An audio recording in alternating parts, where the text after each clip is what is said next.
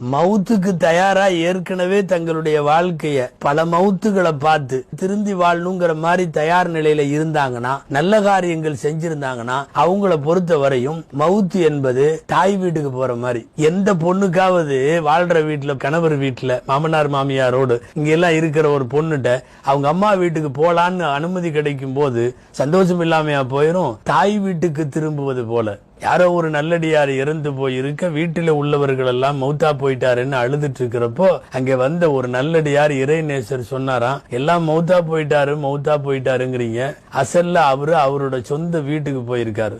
லோக் கஹ்தே ஹே மர் கயா தர் ஹகீகத் வோ கர் கயா. மர்கயான்னு சொல்லாதீங்க, அசல்ல அவர் கர்கயா, அவர் சொந்த வீட்டுக்கு திரும்பி இருக்கிறார். இப்படித்தான் முடிவு செய்ய வேண்டும். அவர்கள் சந்தோஷத்தோடு தாய் வீட்டிற்கு திரும்பி இருக்கிறார்கள் என்று இருப்பவர்கள் முடிவெடுத்துக் கொள்ளுங்கள்.